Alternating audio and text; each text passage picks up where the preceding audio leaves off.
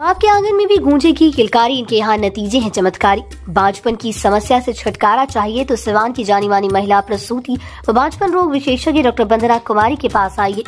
यहाँ 24 घंटे इमरजेंसी सेवाएं उपलब्ध है। पता है Vandana maternity care clinic, Pooja medical hall, doctor Ramaji Chaudhary से 100 कदम पूरब, डॉक्टर्स कॉलोनी, सीवान। सीवान के बड़रिया थाना क्षेत्र की 30 संडी 512 के रहने वाले एक व्यक्ति जो ऑटो रिक्शा चलाकर अपने परिवार का जीवन यापन करते हैं, बीते 1 मार्च को उनको बड़े ही नाटकीय ढंग से पुलिस ने उठा लिया। मामले की जानकारी देते हुए ऑटो रिक्शा चालक के भाई किस्मत अली ने बताया कि उनके बड़े भाई को 2 लोगों ने फोन कर उनकी गाड़ी को मीरगंज जाने के लिए रिजर्व किया, लेकिन झिंगना ढाले पर पहुंचने के बाद गाड़ी में सवार दोनों युवक वहां से भागने लगे और तभी इस दौरान सिविल ड्रेस में पहुंचे पुलिस वालों ने उनको रोक दिया और उनको थाने लेकर चले गए। थाना पहुंचकर उनकी गाड़ी की तलाशी ली गई तो उनकी गाड़ी में गांजा और बंदूक बरामद हुआ। हालांकि उनके बार बार ये कहने पर कि मैं भाड़ा लेकर आया हूं, उन 2 युवकों को नहीं जानता, फिर भी पुलिस ने उनकी ही दोषी मानते हुए जेल भेज दिया। अब इस घटना के बाद सिवान के बहुचर्चित मोहम्मद कैफ और बंटी, जो इन दोनों राजद के ओवैसी के रूप में जाने रहे हैं और मुसलमानों पर होने वाले जुल्म के मामलों में वो पीड़ित के साथ हर संभव मदद के लिए खड़े रहते हैं। बता दें कि कल ही मोहम्मद कैफ और बंटी को किडनी में स्टोन होने के बाद डॉक्टर ने उनका ऑपरेशन किया। बावजूद इसके वो पीड़ित परिवार से मिलने पहुंचे और इस दौरान उनका कहना था कि कौम के दर्द के आगे मेरा दर्द कुछ भी नहीं। मैं ऐसे मौके पर अल्लाह मुझे जिस हालत में रखे मैं अपने अपनों के साथ खड़ा रहूंगा। बीती रात को भी मोहम्मद कैफ और बंटी ऑटो रिक्शा चालक के परिवार से मिले और रमजान में लगने वाले राशन देकर उनके घर वालों की मदद की। साथ ही उन्होंने परिवार को यह आश्वासन दिया कि उनको जेल से बाहर लाने के लिए वो हर संभव मदद करेंगी। अभी हम सीवान के तिलसंडी 512 में हैं और अब बता दें कि घटना 1 मार्च को यहाँ पे घटी है। जो मीरगंज का झिंगना ढाला का नाम आपने सुना होगा, वहां से एक व्यक्ति की गिरफ्तारी हुई है जो कि ऑटो रिक्शा चलाते थे। अब बता दें कि ऑटो रिक्शा चलाकर अपने परिवार का पालन पोषण करते थे, लेकिन अब बता दें कि जो उनके परिजन है उनका कहना है कि उनको गलत तरीके से फंसा दिया गया। यानी जब उनकी गिरफ्तारी हुई तो उनके पास से गांजा और पिस्तौल बरामद हुआ और कहीं ना कहीं आप बता दें कि जो इनके परिजन हैं उनका साफ तौर पे कहना, या फिर गांव वालों से जब हमने बात की, जब हम इस गांव में पहुंचे हैं जो कि बड़रिया विधानसभा में आता है, तिलसंडी 512, इनका साफ तौर पे कहना है कि उनको फंसा दिया गया। और सबसे बड़ी बात है कि जो प्रशासन के लोग हैं उनका ये मानना था कि इनको गलत तरीके से फंसाया जा रहा है। बावजूद इसके उनके ऊपर एक FIR की गई और उनका चालान किया गया और आज वे जेल में हैं। रमजान का महीना है, घर के लोग काफी परेशान है। पूरा वाकया क्या है इस पर बातचीत करेंगे। उनके जो छोटे भाई हैं, क्योंकि जिनकी गिरफ्तारी हुई थी उनका उम्र लगभग 55 या 60 साल होगा, तो उनके भाई हमारे साथ है। किस्मत जी नाम है, किस्मत अली, से बातचीत करेंगे। क्या घटना हुआ था पूरा? उस दिन की घटना ये हुई कि 2 लड़के थे, उनका कॉल आया इनके नंबर पे और बोले कि आप कहाँ हैं, मुझे मीरगंज चलना है जी। तो ये हरदोगरा पे थे, तो बोले कि मैं तो यहाँ हूँ। तो बोले कि आप आइए और हम लोग मीरगंज चलेंगे लेके चलिए। फिर बोले ठीक है। तो ये गए परमा मोड़े बड़रिया के पास में जगह का नाम है, वहाँ पे वो लड़के इंतज़ार कर रहे थे। वहाँ से उन्होंने 400 रुपये में भाड़ा तय किया। उसके बाद से चले गए मीरगंज गए झिंगना ढाला के पास से। बोले कि एक पूछ के आइए जगह का नाम क्या। अच्छा। जब तक वो गए पूछने के लिए, जब तक लड़के उतर के जाने लगे, उधर से आ रहे तो बोले जो रिक्शा पे मतलब बैठे थे ऑटो रिक्शा पे, वो उतर के जाने लगे। उधर से वो मुड़ के देखे तो बोले कि तो मतलब वो भागने का प्रयास कर रहे थे। तो भाड़ा भी नहीं किया, आवाज दी कि बाबू पैसा तो दे के जाओ। तो वो लोग देख रहे और जा रहे। जब तक सिविल ड्रेस में पुलिस आई, बोले कि क्या बात है वो पैसा नहीं दे रहे, वो लोग जा रहे हैं। तो बोले कि आप हमारे साथ चलिए। तो समझे कि शायद ही इनका पेरेंट्स होंगे, तो लेके जा रहे हो, पैसा दे देंगे। अब वो बैठे गाड़ी पे और लेके जाने लगे तो डायरेक्ट थाने में लेके चले। कौन सा गाड़ी बैठाए लोग? मतलब ई रिक्शा पे। उसी गाड़ी में बैठ गए और बोले कि मैं जहाँ बोलता हूँ आप चलो। तो इनको लगा कि मतलब हो सकता है कि साथ में होंगे। पेरेंट्स, उनको ये नहीं पता था कि थाना में लेकर जाएगा। अच्छा। तब थाने में लेके चले गए। जब थाने में ले गए तो ये तो डर गए, थाना में क्यों आ गया। जब तक वो पुलिस का आवाज दे, बोले गाड़ी को चेक किया जाए। गाड़ी को चेक कर रहे तो गाड़ी में देसी कट्टा मिला और गांजा मिला। तो गिरफ्तार कर लिया गया इनको। जब घर हम लोग को पता चला तो हम गए तो वहाँ के जो SI है और सब उनसे वगैरह उनसे बात हुई। बड़ा बाबू तो थे नहीं, वो तो चले गए थे राउंड अप। बात हुई तो वो लोग बोले कि कुछ नहीं हो सकता है, आप लोग को जो भी करना है आप कोर्ट द्वारा ही आइए। तो हम लोग फिर वापस आ गए। बड़ा बाबू के 6 बजे तक इंतजार किए, लेकिन बड़ा बाबू आए नहीं। फिर दूसरे दिन गए, फिर भी बड़ा बहू से मुलाकात नहीं हुई। तो अगले दिन मुलाकात नहीं हुई। फिर वो लोग ही बोल रहे हैं कि आप लोग कोर्ट से या यहाँ पे आने का कोई फायदा नहीं। फिर हम लोग आ गए।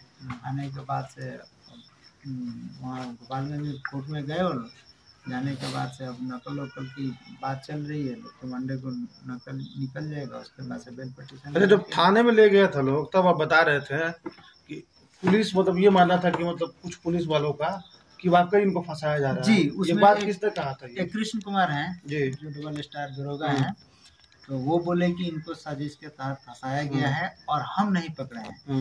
अनस साहब आए थे, अनस सलाम साहब, जो यहाँ मेरे सामने बात किए, जो बड़ा बाबू है थाने के, वो भी बोले कि अरे हम थोड़ी पकड़े हैं, इनको तो पकड़वाया गया है, वो रिकॉर्ड उनके पास भी है।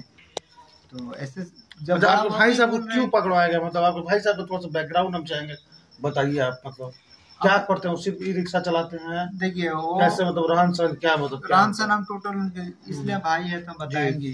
1992 से विदेश थे जी। उसके बाद से अभी 4-5 साल हुआ आए, तो आने के बाद बोले कि क्या करें, और कुछ काम नहीं था तो सोचे कि हाँ एक ही रिक्शा ले लेते हैं, रिक्शा लेके अपना पालन पोषण करेंगे जो भी होगा, तो वही रिक्शा ले लिया और चलाने लगे। यही तो है उनका जीवन। और चूंकि अभी रमजान का महीना था, नमाज वगैरह क्या, मतलब नहीं नमाज वमाज पढ़ते हैं, रोजा वोजा रखते हैं, सब कुछ करते हैं। तो फिर आखिर कौन साजिश करेगा, आप लोग कुछ लग रहा है? नहीं ये तो हमें कुछ पता नहीं। किसी से मतलब लड़ाई झगड़ा होती तो एक बात होता, चलो हो सकता है दुश्मनी से फंसा दिया है, या फिर आप लोग का ये मानना हो सकता है कि जो लोग बैठे थे गाड़ी पे, हो सकता है उनका सामान हो, इनको जानकारी नहीं हो। यही बात तो है, यही बात तो है। पुलिस भी यही मान रही है कि इनका सामान नहीं है, यह बंदा ऐसा है ही नहीं जो कर सकता है, इसको फंसाया गया। और फंसाने में वही लड़के हैं जो भाग गए वहाँ। तो आप लोग क्या चाहते हैं? हम लोग न्याय चाहते हैं, हम लोग को न्याय मिले। तो क्या गोपालगंज एसपी से मिले थे आप? कल जाएंगे, कल मुलाकात करेंगे। ठीक है, तो गोपालगंज एसपी से मुलाकात कीजिए और अपना बात रखिए। और आज मोहम्मद कैफुर बंटी आपसे मिलने आए हुए हैं, क्योंकि हम लोग लगातार एक चीज देख रहे हैं कि कहीं भी कोई घटना घटता है, खास करके मुसलमानों के साथ कोई भी घटना घटता है। अभी हाल ही में आपने देखा होगा कि बेनीपट्टी जो कि मधुबनी से आगे है, वहाँ पे भी मोहम्मद कैफुर बंटी पहुंचे हुए थे। अभी आप देखे होंगे कि कुशीनगर में एक मस्जिद का ढांचा जो है गिरा दिया गया, उसमें भी मोहम्मद कैफुर बंटी पहुंचे थे। और आज रात के करीब 10 साढ़े 10 बज रहे हैं, और ये तिलसंडी 512 जो बड़िया विधानसभा में है, यहाँ पे मोहम्मद कैफुर बंटी पहुंचे हुए हैं। परिजनों से मुलाकात की है और उन्होंने इनको आश्वासन दिया है कि मैं हर संभव मदद करने की कोशिश करूंगा, चाहे जैसे भी मदद करनी पड़े। तो हमारे साथ मोहम्मद कैफुर बंटी है, उनसे बातचीत भी करेंगे, लेकिन पहले आपसे जानेंगे मोहम्मद कैफुर बंटी से क्या बातचीत हुई आपकी? आए तो कुछ जो है सामान लेके आए मदद के लिए, और बोले कि हर तरह से हम मदद करने के लिए तैयार हैं, आप फिक्र है, आप डरिए मत, हम आपके साथ हैं जी। और हमें सुन के बहुत अच्छा लगा। चलिए, तो मोहम्मद कैफुर बंटी भी यहाँ पहुँचे हुए हैं, इनसे बातचीत करेंगे। कैफ जी, लगातार एक चीज हम लोग देख रहे हैं कि जहाँ भी खास करके आपके समाज के लोगों के साथ जब इस तरह की घटनाएं हो रही हैं तो आप वहां पहुंच रहे हैं, लेकिन सबसे पहला सवाल ये करेंगे कि आखिर क्या कारण है कि समाज के साथ इतना लगातार घटना बढ़ रहा है? कभी दाढ़ी टोपी पकड़ के लोगों को नोचा जा रहा है, मारा जा रहा है, तो कभी फंसा दिया जा रहा है, या फिर कभी मस्जिद को विवादित ढांचा बता के ढा दिया जा रहा है। उत्तर प्रदेश में 32 विधायक हैं जी मुसलमानों के, और इतना बुरा दशा है कि योगी आदित्यनाथ 32 मुसलमान विधायक के सामने हम मुसलमानों के को कटमुल्ला बोलता है, लेकिन किसी की औकात नहीं है कि वहाँ खड़े हो गए। वो अल्लाह से डरना छोड़ दिए, उनकी ईमान कमजोर हो गई और वो जेल डालने से डर रहे हैं और बीजेपी से डर रहे हैं। जिस दिन वो बीजेपी से डरना छोड़ दे और जेल डालने से डरना छोड़ दे, निश्चित तौर पर ऐसी बात नहीं आएगी। हम मुसलमानों का काम ही है शहादत देना। हमारी कौम जो आई है इस दुनिया में, वो शहादत देते हुए आई, सच्चाई की शहादत, जिसका नतीजा हुआ कि हर करबला बाद शुरू होता है हम लोग का ईमान। वो कैसे होता है? कौन है उसको हटा दो पीछे से, उसको उधर बोल जाएंगे बैठे। तो आप देखे होंगे कि, और यही नतीजा है कि हम लोगों को ये झेलना पड़ रहा है। जब आप कुछ बोलेगा ही नहीं और आपके पास नेता ही नहीं रहेगा, आपका मेंबर यहाँ है ही नहीं है, तो आप फिर किस पे परेशानी आएगी? अच्छा, इनके साथ जो घटना घटा है, आपको भी लग रहा है कि फंसाया गया है? बिल्कुल। अच्छा, एक बात बताइए, 400 रुपया भाड़ा लेंगे। हाँ। और ये तो एक नॉर्मल है। आप कहीं भी आप देखिएगा कि फलाने बस से जा रहा था और अभी दारू की घटना बताते हैं। दारू की घटना में मैं तो एग्जाम्पल बताता हूँ कि दारू लेके जा रहा था, स्कॉर्पियो पकड़ा गया, ड्राइवर भाग गया। हमारे जो भाई जो पकड़ाए थे वो 400 रुपये के लिए भाग रहे थे। उनको गाड़ी की चिंता नहीं थी, 400 रुपये की चिंता थी, समझिए। अब फिर वो आके और जो सिविल में जो आते हैं उनके साथ वो चले, कितनी ईमानदारी पूर्वक, अगर वो गलत होते, उनके हाथों में पिस्टल होता, उनके हाथों में गाड़ी में गलत चीज हो, तो वो निश्चित तौर पे भाग जाते हैं। रुकने को कौन किसकी जान पड़ी है भाई? वो गलत काम करे वो स्टैंड करेगा, हो ही नहीं सकता है। तो इन सब चीजों के लिए देखिए हम मुसलमान जो है ना, खासतर इसके दोषी हमारे नेता हैं जो उन हक हकूक के लिए लड़ना भी नहीं जानते हैं। आप हमारे मुसलमान के पास कौन है जो सीओ के पास चल जाए, बीडीओ के पास चल जाए, थाना के पास चल जाए? एक 24 विधानसभा में एक विधायक तक नहीं है महाराज। और जातीय जनगणना जब होती है 17 से 20% हम नजर आते हैं, लेकिन विधायक नजर नहीं आते। तो इसकी दशा तो यही होगी। और जिस कौम में रहबर नहीं होगा तो उसका तो मुस्तकबिल खराब होगा, और आने वाले नस्ल तो हम मुसलमानों को गाली देगा कि हमारे बड़े बुजुर्गान जो थे वो क्या करके गए, वो अल्लाह से ना डर के बीजेपी से डर गए। और यही नतीजा हो रहा है कि हमारी दाढ़ी खींची जा रही है, हमारे मौलाना पिट जा रहे हैं। मॉब लिंचिंग किसके साथ हो रहा है? मस्जिद किसकी तोड़ी जा रही है? वक्फ बिल में गैर कौम को वक्फ बिल किसके लिए है? शरीयत हमारा 307 शरीयत जो 3 तलाक का मामला था, भाई 3 तलाक का मामला मेरे आप कानून में क्यों आइएगा? मेरे कानून में आप क्यों आइएगा? तो आपको इस बात का मलाल होता है क्या कि एक अकेला मोहम्मद क्या बोल रहा है, बाकी लोग जैसे आप बोल रहे हैं कोई रहनुमाई नहीं है, कोई रहबर ही नहीं, इस तरह की बात आप कर रहे हैं? देखिए, कौन करे या ना करे, मैं अपना काम अल्लाह के लिए कर रहा हूँ। मैं लोगों को खुश करने नहीं आया हूँ। मेरा काम सबसे पहले अल्लाह को खुश करना। अगर अल्लाह राजी है तो मैं राजी हूँ। मैं सबको राजी करूँ, अल्लाह को राजी ना करूँ। फिर भी तो बहुत लोग आपके खिलाफ रहते हैं। आप मेरे काम कर रहे हैं, बहुत सारे लोग हमने देखा है कि सोशल मीडिया से लेकर हर जगह आप ही के खिलाफ हैं। मैं उनको सबको माफ करता हूँ।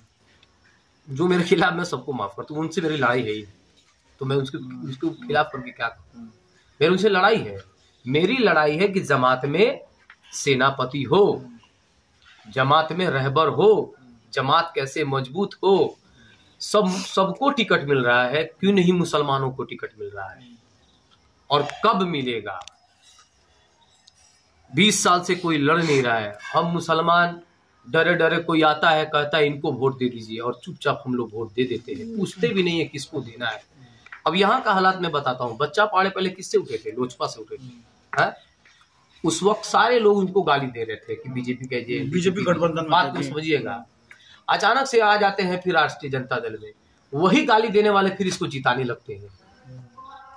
फिर उसके बाद वो जीत जाता है, फिर इनको दरकार करके चले जाता है, बाढ़ में मरो, जेल जाओ, दाढ़ी नोचाए, नमाज वाला कुछ भी हो, क्योंकि उसको मालूम है कि ये मुसलमान जाएंगे, क्योंकि इनको तो अल्लाह से डर है नहीं, इनको तो अल्लाह बीजेपी से डर है। और इनको एक बार आएंगे लोग, हम लोग कहेंगे कि अरे भाई बीजेपी आ जाएगा तो आपकी स्थिति खराब हो जाएगी, ये चुपचाप जाके वोट दे देंगे। मैं सारे मुसलमानों से कहता हूँ कि हार के डर से और बीजेपी के डर से अपना वकार वजूद बिल्कुल ना खराब करें। एक आखिरी सवाल, जिस तरह से मधुबनी के बेनीपट्टी में एक इमाम के साथ जो घटना घटी, आप वहां पहुंचे थे, और ये जो घटना भी घटी है, तो इस तरह की तमाम घटनाएं लगातार घट रही है, तो मोहम्मद कैफ का आने वाले दिनों में क्या प्लान है? आप लोगों के बीच जा रहे हैं, लोगों से मैं सभी लोगों से मैं यही कह रहा हूँ कि राष्ट्रीय जनता दल को हम लोग वोट देते हैं, तो जब वोट देते हैं उनको, तो टिकट मांगेंगे बीजेपी से। आप सभी लोग बोलिए कि अगर मुसलमानों को टिकट मिले तो वोट दिया जाएगा, अगर मुसलमानों को टिकट नहीं मिले दिया जाएगा तो जो मुसलमान उठता है उसी को ही वोट दिया जाए, चाहे वो हारे व जीते। हम मुसलमानों में रहबर जरूरी है, हम मुसलमानों में लाठी जरूरी है। अगर ये चीज नहीं रहेगी तो हम मुसलमान बहुत पीछे हो जाएंगे और आने वाले भाई की जमानत के लिए क्या देखिए, मैं इनके लिए साफ तौर पे बोल दिया हूँ, इनको जब मैं अपने नंबर भी दे दिया हूँ, जहाँ इनकी जरूरत पड़ेगी मैं इनके लिए काम। वहाँ पे मेरे बहुत सारे गोपालगंज में लोग भी हैं, और अनस भी आया हुआ था, असलम मुखिया का, मरहूम असलम मुखिया के जो लड़के अनस, वो भी आया हुआ था, तो बात हुआ ही है। तो हम लोग तो खड़े हैं। देखिए, हमारे आने से इनकी मसला और हमारे कौम का मसला खत्म नहीं हो रहा है। हमारे आने का मेन मकसद क्या है कि जगो मुसलमान जगो, अपनी हक हकूक के लिए लड़ो। आज ये इन भाई के साथ हो रहा है, कल आपके साथ होगा, कल उनके साथ होगा, परसों उनके सगा, तो लड़ेगा कौन? चलिए, तो लड़ाई ये है। और सुनिए, मेरी तबीयत भी खराब है, मेरी तबीयत भी खराब है। हमने देखा कि ऑपरेशन भी आपका ऑपरेशन भी है, मैंने पाइप लगवाया स्टोन के लिए, मेरे 12 के, लेकिन उस दर्द को मैंने भुला गया, इस दर्द के, क्योंकि रमजान के पाक महीने में एक बहन का, मेरी बहन लगेंगे और अब भाई मेरे जेल में हैं, उनके बच्चे बच्चियां, सोचिए ईद का माहौल में बड़े बड़े दूर दूर से गल्फ से लोग आते हैं और यहाँ का बंदा बेकसूर बेवजह जेल में चला जाता है और कोई मुसलमान का रहबर ये भी नहीं पूछता है कि भाई ये क्या सही हो रहा है या गलत हो रहा है। आप किसके साथ खड़े हैं भाई? जगो मेरे मुसलमान भाइयों, जगो। अब नहीं जगोगे तो कब जगोगे? हमारे साथ मोहम्मद कैफुर बंटी है और अभी हम लोग तिलसंडी 512 जो कि बड़िया विधानसभा में आता है, यहाँ पहुंचे हुए हैं। जो पीड़ित हैं, यानी जिनको जेल भेजा गया है, आरोप ये है कि उनके ऊपर कि गांजा और पिस्तौल की तस्करी का आरोप उनके ऊपर लगाया गया है। लेकिन उनके जो परिजन है साफ तौर पे कह रहे हैं कि वो 5 वक्ती नमाजी व्यक्ति हैं और रिक्शा चला के अपना घर चलाते हैं। ऐसे में कहीं ना कहीं एक बड़े साजिश के तहत उनको फंसाया गया है। मोहम्मद कैफुर बंटी आज पहुंचा, बता दें कि आज उनका ऑपरेशन भी हुआ था। बावजूद इसके उन्होंने कहा है कि मेरे दर्द के आगे कौम का दर्द, चूंकि कौम का दर्द ज्यादा इंपॉर्टेंट है मेरे लिए, इन्होंने साफ तौर पर कहा है और उन्होंने हर संभव मदद करने की भी कोशिश की है। ऐसे तमाम खबरों के लिए देखते रहे न्यूज़ इंडिया तक।